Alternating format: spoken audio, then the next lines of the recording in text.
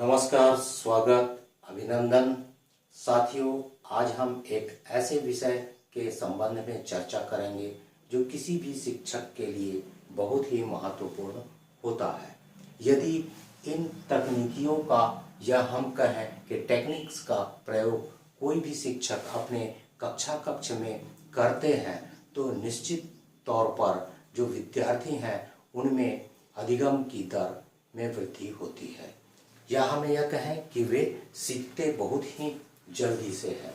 आइए आज जो हम विषय यहाँ पर अध्ययन करेंगे उसके बारे में विस्तार पूर्वक जानने की कोशिश करें, ताकि जब आप इसका अध्ययन करें तो एक संक्षिप्त रूप में आपके दिमाग में एक माइंड मैप बन जाए और आप अध्ययन इसको बहुत ही सरलता से कर सकें। तो आज हम यूनिट 6 के अंतर्गत learners and learning focused approach के संबंध में अध्ययन करेंगे, और इस विषय में एक जो महत्वपूर्ण अप्रोच है या फिर उपागम है उसका नाम है चाइल्ड सेंटर्ड अप्रोच। तो विस्तार पूर्वक हम चाइल्ड सेंटर्ड अप्रोच के संबंध में ही आज यहाँ पर चर्चा करने जा रहे हैं। तो हम देखें कि हम आज के इस कालखंड में क्या क्या समझेंगे। तो पहले हम यह देखेंगे कि वास्तव में उपागम या अप्रोच का अर्थ क्या होता है, या फिर लर्निंग अप्रोच क्या है। इसे कुछ उदाहरणों के द्वारा हम यहाँ पर समझेंगे। इसके पश्चात हम देखेंगे कि चाइल्ड सेंटर्ड अप्रोच क्या है और उसके मुख्य लक्षण क्या होते हैं, और हम यह भी देखेंगे कि अधिगम प्रक्रिया को प्रभावित कौन कौन से कारक करते हैं। उनको जानना किसी भी शिक्षक के लिए क्यों आवश्यक है।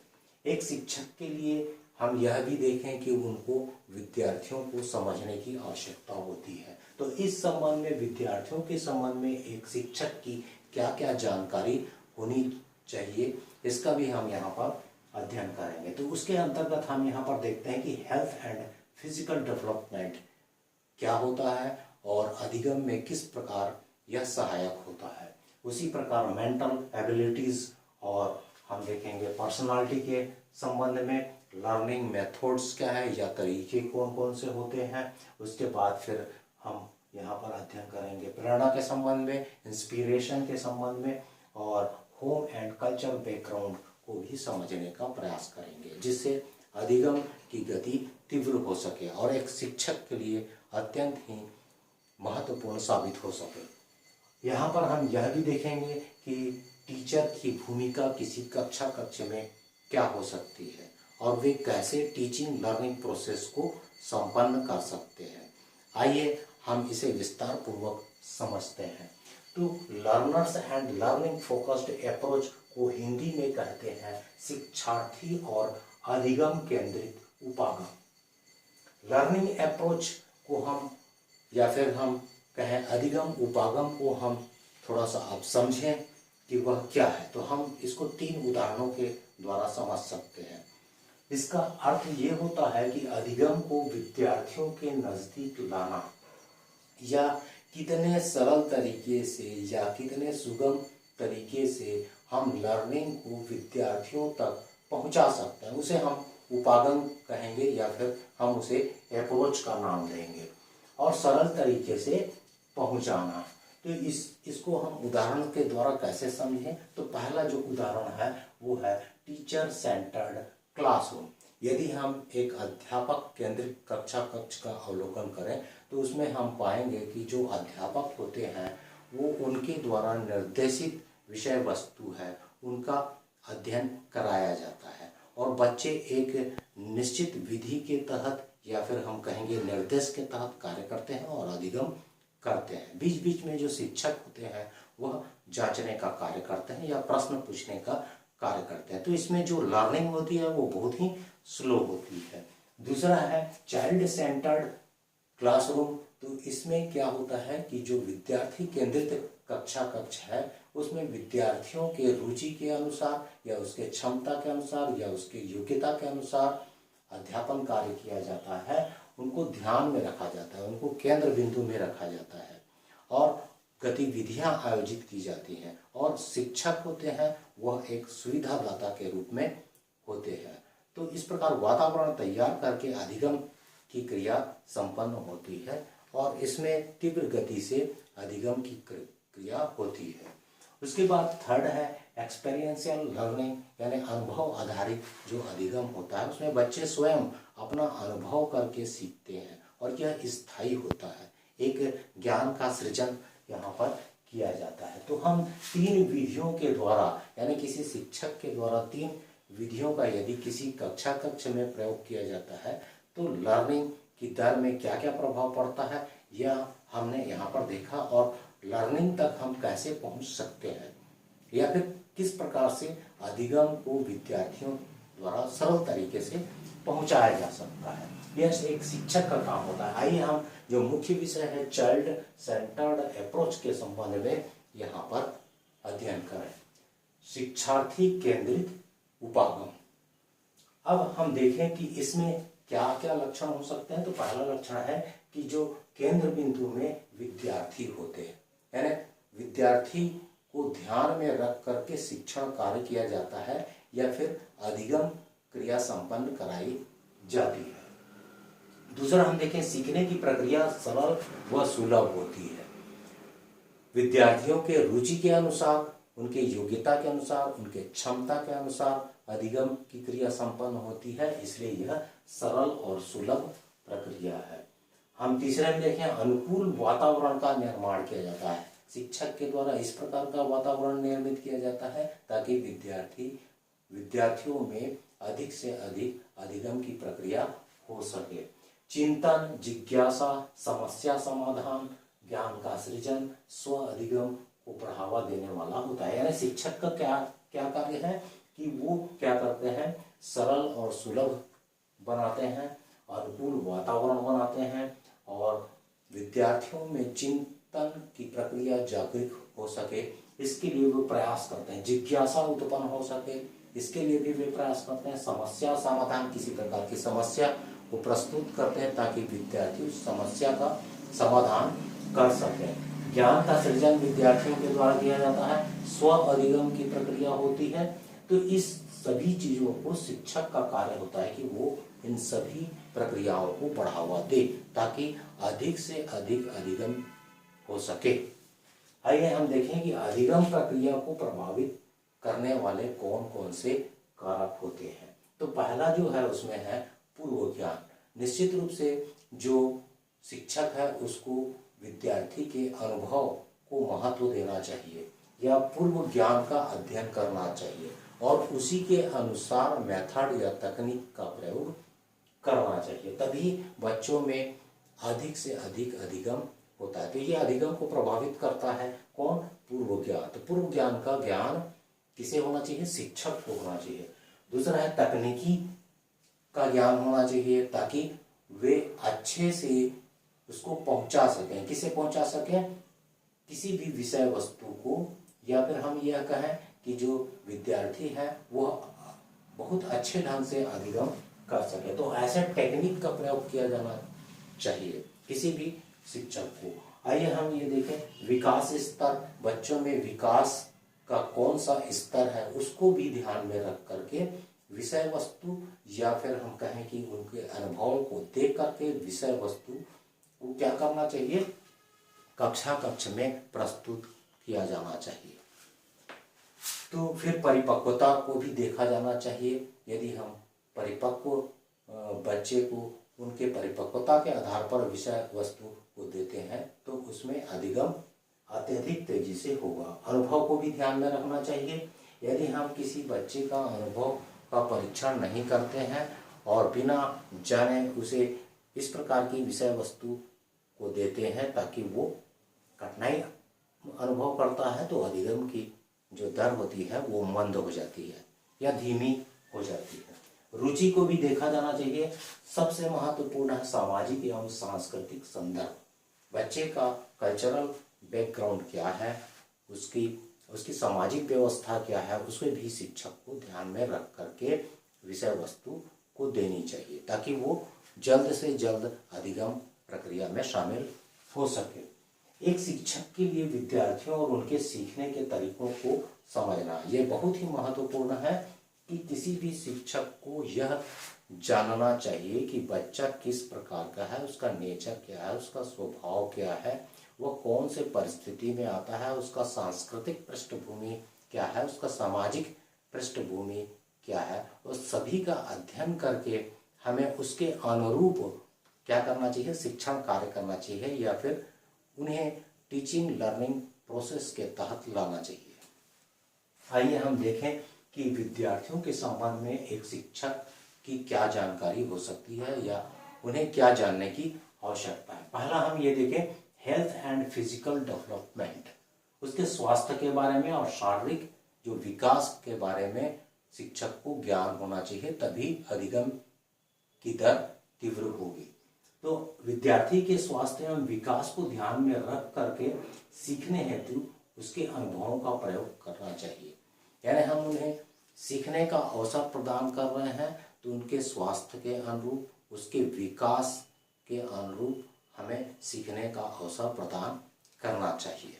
यदि उसकी शारीरिक बनावट या फिर हम कहेंगे कि उसकी क्षमता कम है तो उसी के अनुरूप विषय वस्तु को प्रस्तुत किया जाना चाहिए। मेंटल एबिलिटीज भी बहुत ही महत्वपूर्ण है। किसी भी बच्चे के मानसिक योग्यता को ध्यान में रखकर या फिर हम उस कहें कि उसके बुद्धिमत्ता को जानकर अधिगम के अवसर देना चाहिए। इस क्षेत्र में गार्डनर ने 1985 में जो 7 प्रकार के कहना चाहिए मानसिक योग्यताओं को बताया है, उसको भी हम यहाँ पर देखेंगे। आइए हम पहले देखें कि लैंग्वेज है पहले प्रकार की बुद्धिमत्ता, या फिर हम उसको कहेंगे किसी भी विद्यार्थी की मानसिक योग्यता में पहले नंबर का आता है लैंग्वेज या भाषा। ये भाषा किस रूप में कार्य करता है, कम्युनिकेट करने के लिए, संप्रेषण के लिए कार्य करता है, यानी बच्चा अच्छे ढंग से संप्रेषण कर सकेगा। या फिर संसार को समझना, वह शब्दों के माध्यम से संसार को समझता है, पूरी दुनिया को समझता है, एक नाम देता है सभी वस्तुओं को। तो लैंग्वेज के आधार पर हम कह सकते हैं कि उसकी एक मानसिक योग्यता है। दूसरा हम देखें कि अरिथमेटिक लॉजिक भी मानसिक योग्यता के तहत आता है या फिर हम बुद्धिमत्ता के तहत आता है, ऐसा कह सकते हैं, जिसमें तर्क या फिर जो अमूर्त वस्तुओं को वो कह सकते हैं कि वो उसको प्रयोग में ला सकता है। तो अमूर्त वस्तुओं का प्रयोग कर सकता है, अमूर्त यानी कल्पना कर सकता है, यह हम कह सकते हैं, उसे वस्तुओं में परिणित करने की क्षमता उत्पन्न हो सकती है। तो कल्पना और तर्क ये दूसरे नंबर के अरिथमेटिक लॉजिक नाम के मानसिक योग्यता के तहत आता है। हम तीसरे में देखें कि विजन, नजरिया, किसी भी चीज को देखने का जो नजरिया होता है या दृष्टिकोण होता है वह भी एक प्रकार की योग्यता होती है और इसमें भी जो अधिगम है वो प्रभावित होता है। हम अपने नजरिया को बदल सकते हैं, कह सकते हैं, या फिर हम दृश्य को समझ सकते हैं। फिर चौथे नंबर में आता है फिजिकल मोबिलिटी, यानी शारीरिक जो संचालन करने की क्षमता है, या फिर हम कहें कि गतिशीलता होती है। फिजिकल मोबिलिटी शारीरिक संचालन करने में, नियंत्रण करने में, व्यक्त करने में, अपने आप को अभिव्यक्त करने में इसका प्रयोग होता है। तो यह भी एक प्रकार की योग्यता है। फिर हम कहें म्यूजिक संबंधी योग्यता भी होती है, वह ध्वनि को पहचान सकता है और उसका अर्थ निकाल सकता है, संप्रेषण कर सकता है। तो यह 5वें नंबर का जो संगीत से संबंधित योग्यता होती है। 6वें नंबर में आता है इंटरपर्सनल। इसका तात्पर्य यह है कि दूसरे के विचार को पहचानना। कोई भी जो बच्चा है वो दूसरे के विचार को पहचान सकता है, जान सकता है और व्यवहार कर सकता है। फिर 7वें नंबर में आता है इंट्रापर्सनल। इसका तात्पर्य है कि स्वयं और दूसरे के विचारों को समझना, अपने स्वयं को भी समझना और दूसरे के विचारों को भी समझ करके अधिगम करना। तो ये 7 प्रकार की जो योग्यताएं हैं जिसको गार्डनर ने 1985 में दिया और जिसे हम मानसिक योग्यताएं कर सकते हैं। हम तीसरे नंबर पर आते हैं पर्सनालिटी। पर्सनालिटी का मतलब व्यक्तित्व और व्यक्तिगत भिन्नता के आधार पर अधिगम के तरीके हो सकते हैं। किसी भी कक्षा में यदि हम देखेंगे तो भिन्न भिन्न व्यक्तित्व के बच्चे होते हैं और सभी में अलग अलग योग्यताएं, क्षमताएं होती हैं, तो उनके आधार पर भी अधिगम का अवसर प्रदान किया जा सकता है।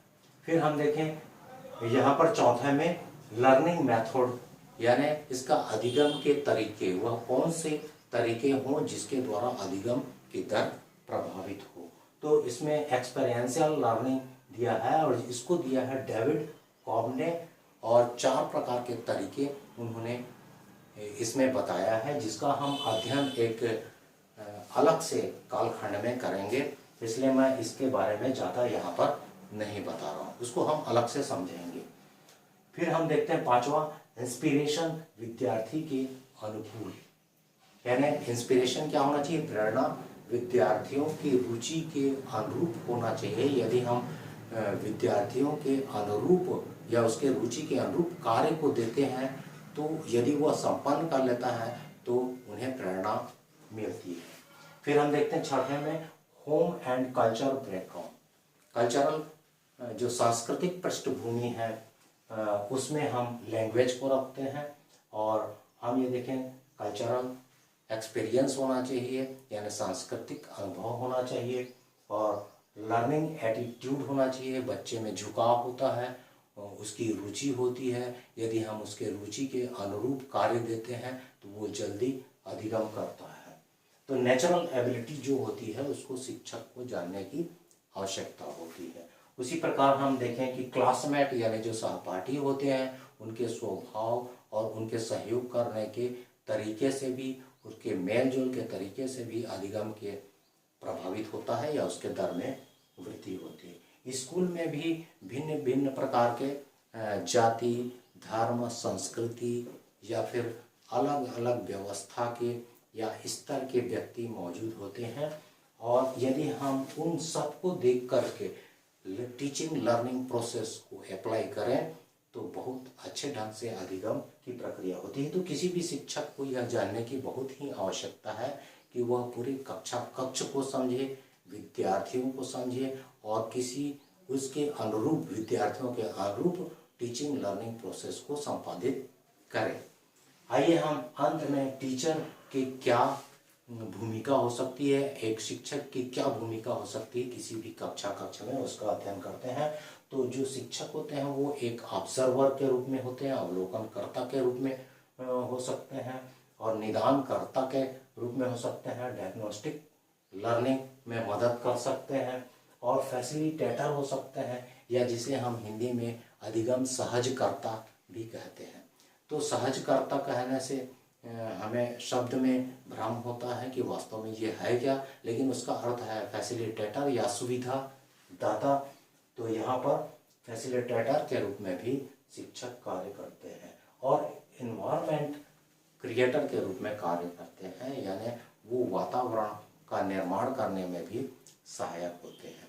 तो इस प्रकार हम देखें कि learners and learning focused approach के अंतर्गत जो चाइल्ड सेंटर्ड अप्रोच है उसमें किसी भी शिक्षक को इन बातों का बहुत ही गंभीरता से ध्यान देना चाहिए, ताकि जो अधिगम की दर में वृद्धि हो सके। बच्चों को समझना भी एक बहुत ही अच्छा कार्य है, और जिसे शिक्षक को हमेशा अपने कक्ष में करना चाहिए। तो बस आज इतना ही हम यहाँ पर समझेंगे, और अगले पीरियड में या फिर कालखंड में हम एक नए विषय को लेकर के आपके समक्ष उपस्थित होंगे। तब तक के लिए आप सभी को नमस्कार और धन्यवाद।